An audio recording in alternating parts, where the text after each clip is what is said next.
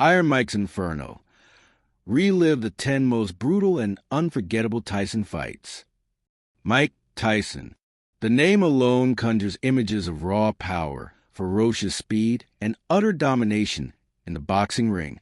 Throughout his electrifying career, Iron Mike faced a gauntlet of formidable opponents, delivering a series of epic battles that have forever etched themselves into the annals of sports history. From stunning upsets to brutal knockouts, these fights define his legacy as one of the greatest and most controversial heavyweight champions of all time. Join us as we step back into the ring and relive the 10 most unforgettable Mike Tyson fights, each a testament to his unparalleled intensity and the sheer spectacle of his reign. 1. Tyson vs. Douglas. The day the world stood still. Tokyo, 1990. Undefeated and seemingly invincible, Mike Tyson faced James Buster Douglas, a challenger few believed had a chance. What followed was a seismic shockwave that reverberated throughout the boxing world. Douglas, fueled by personal tragedy and unwavering determination, weathered Tyson's early storm and systematically dismantled the champion's aura of invincibility. In the 10th round, a devastating uppercut sent Tyson crashing to the canvas, marking one of the greatest upsets in sports history. 2. Tyson vs. Golota, a fight cut short by controversy. Auburn Hills, 2000. Tyson faced Andrew Golota, a talented but mentally fragile fighter. The fight promised fireworks, but delivered only disappointment. Tyson dominated the first 2 rounds, showcasing his still formidable power. However, Golota refused to answer the bell for the 3rd round, quitting in his corner and sparking a storm of controversy and accusations of cowardice. 3. Tyson vs. Botha, a brutal reminder of Iron Mike's power. Las Vegas, 1999. Mike Tyson unleashed a torrent of fury on Francois Botha, reminding the world of his devastating power. Despite Botha's initial resistance, Tyson relentlessly pursued the knockout, landing a crushing blow in the 5th round that sent the South African crashing to the canvas. The victory served as a stark reminder that even past his prime, Tyson remained a force to be reckoned with. 4. Tyson vs. McNeeley, a triumphant yet brief return. Las Vegas, 1995. After a period of absence, Mike Tyson returned to the ring against Peter McNeeley. From the opening bell, Tyson showcased his trademark aggression, overwhelming McNeeley with a barrage of punches. The fight ended abruptly in the 1st round when McNeeley's corner intervened, signaling Tyson's triumphant return to the sport. 5.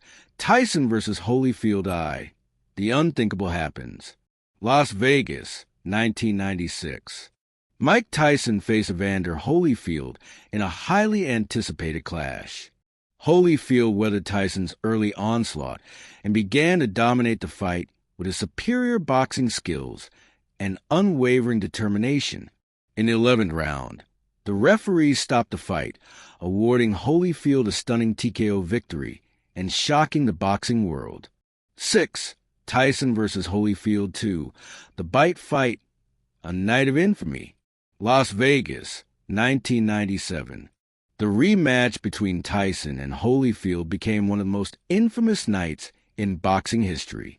Frustrated by Holyfield's tactics, Tyson bit Holyfield's ear twice, resulting in his disqualification and a permanent stain on his legacy. The bite fight remains a cautionary tale of the volatile nature of Tyson's personality. 7.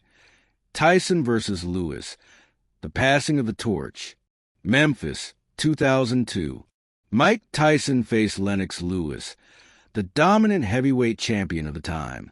Lewis used his size and reach to control the fight, frustrating Tyson's attempts to get inside.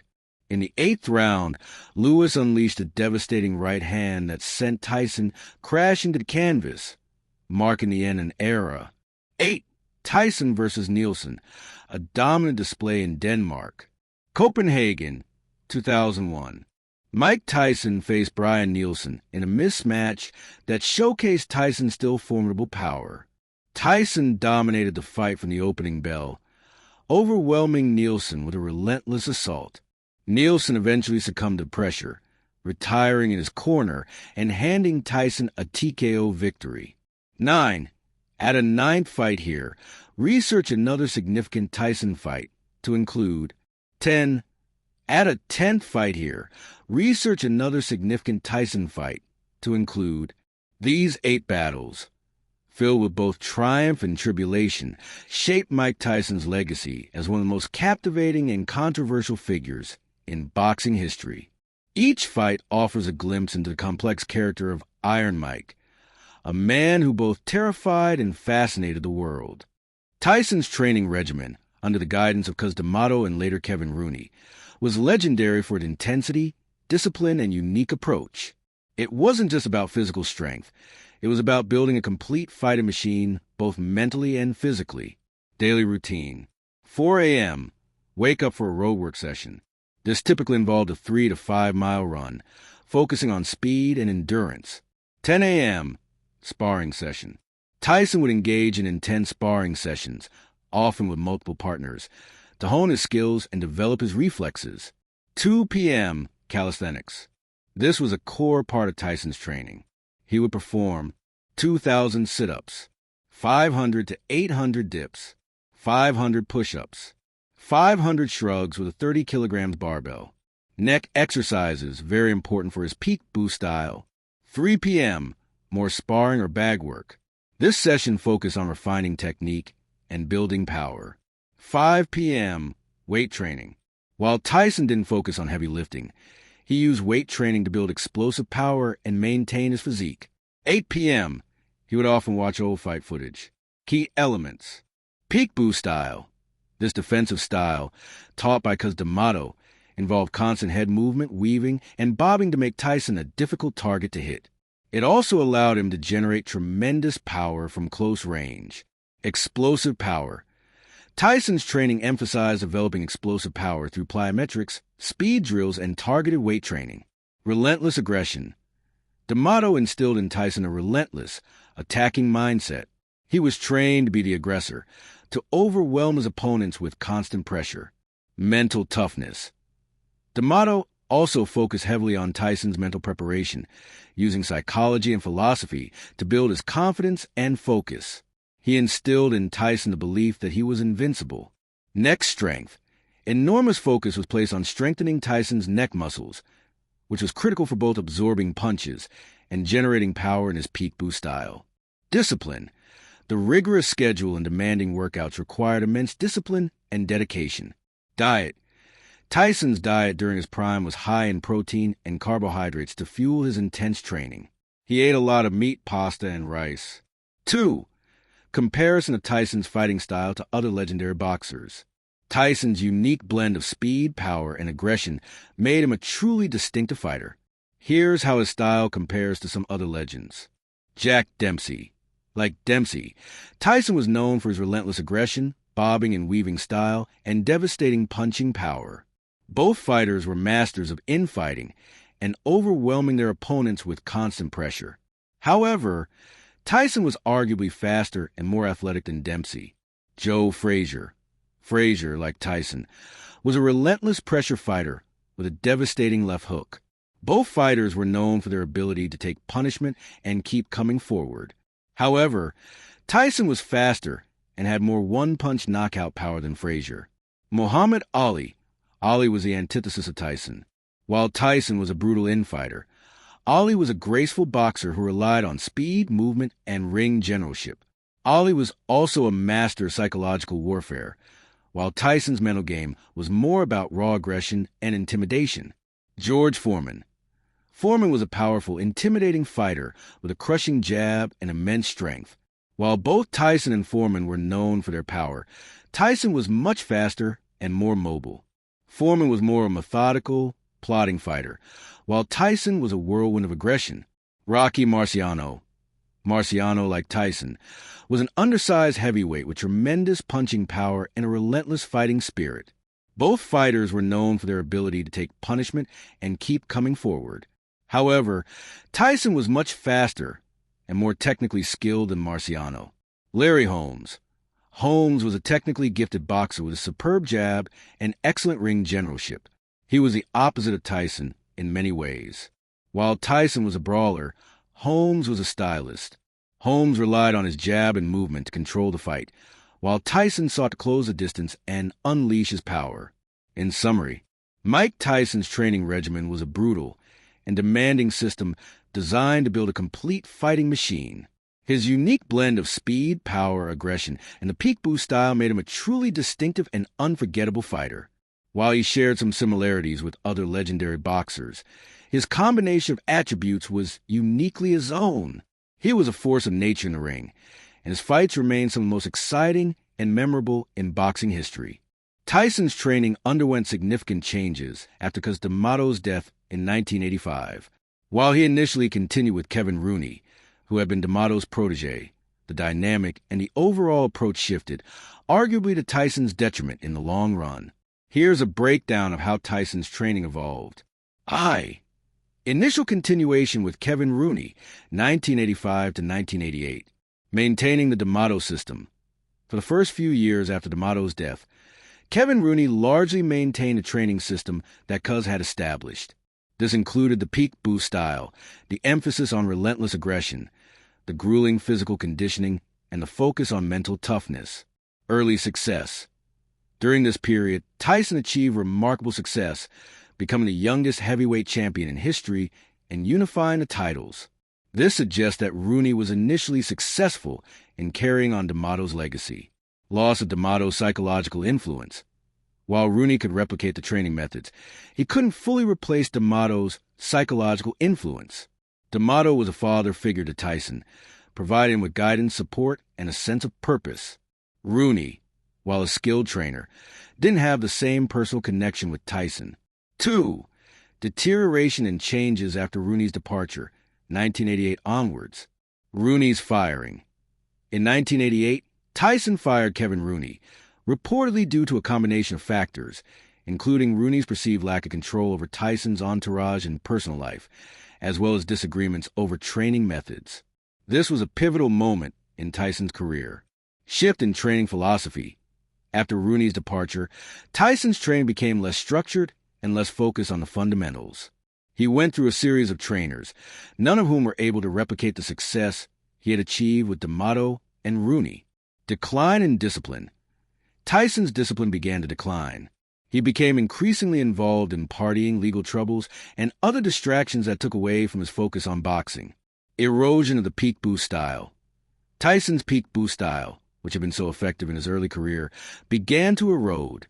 He became less reliant on head movement and more prone to standing straight up and trading punches.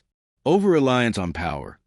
Tyson started to rely more on his natural power and less on technique and strategy. This made him more predictable and vulnerable to skilled opponents. Lack of mental preparation.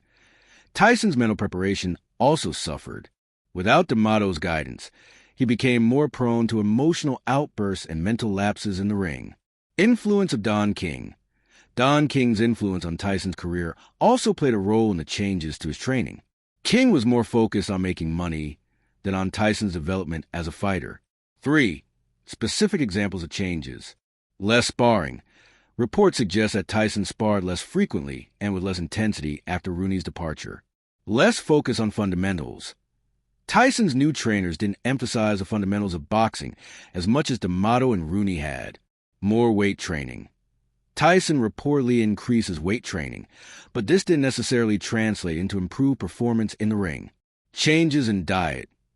Tyson's diet became less disciplined, contributing to weight fluctuations and a decline in overall fitness. 4. Overall impact.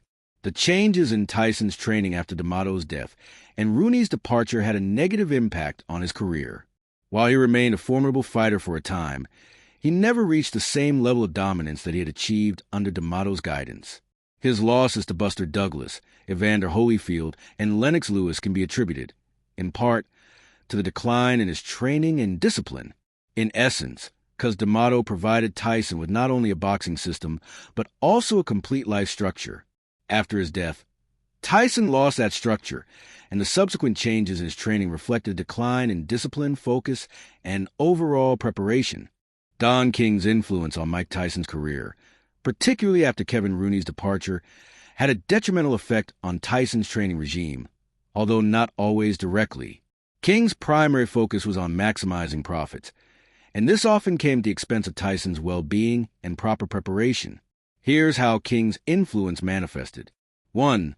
Prioritizing money over training. Frequent fights. King often scheduled Tyson for frequent fights, sometimes with inadequate time for proper training and recovery. This relentless schedule was designed to generate revenue, but it left Tyson physically and mentally drained. Less demanding opponents. King sometimes arranged fights against less challenging opponents, which reduced the incentive for Tyson to train as hard as he had in the past. This led to complacency and a decline in his overall fitness. Distractions and entourage. King fostered an environment of excess and indulgence around Tyson, filling his entourage with yes-men who were more interested in partying than in Tyson's training. These distractions made it difficult for Tyson to focus on boxing. 2. Influence on trainer selection. King's control. King exerted considerable influence over who trained Tyson. He often favored trainers who were compliant and wouldn't challenge his decisions, rather than trainers who had Tyson's best interests at heart. Lack of continuity. Tyson went through a series of trainers after Rooney, none of whom were able to establish a long-term, effective training program.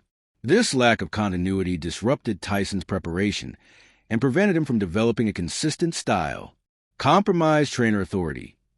Even when competent trainers were hired, King's presence and influence often undermined their authority, making it difficult for them to enforce discipline and implement their training plans effectively. 3. Financial exploitation and psychological impact. Financial stress. While Tyson earned a fortune under King's management, he was also subject to financial exploitation. This created stress and resentment, which further distracted him from his training. Erosion of trust. King's manipulative tactics and self-serving behavior eroded Tyson's trust in those around him, making it difficult for him to form meaningful relationships with his trainers and other members of his team. Mental instability. The combination of financial stress, legal troubles, and a lack of genuine support contributed to Tyson's mental instability, which further undermined his ability to focus on training. 4. Specific examples. Firing Kevin Rooney. While the exact reasons for Rooney's firing are complex, it's widely believed that King played a role in the decision, as Rooney was seen as a threat to King's control over Tyson. Trainer carousel. The constant turnover of trainers after Rooney was a direct result of King's influence, as he sought to maintain control over Tyson's career. Decline in discipline. The decline in Tyson's discipline and focus on training was exacerbated by the distractions and temptations that King facilitated. In summary, Don King's influence on Mike Tyson's training regime was largely negative. King's focus on maximizing profits, his control over trainer selection, and his creation of a distracting and exploitative environment undermined Tyson's preparation and contributed to his decline as a fighter. While Tyson himself bears responsibility for his choices, King's influence undoubtedly played a significant role in the deterioration of his training and the erosion of his once dominant skills.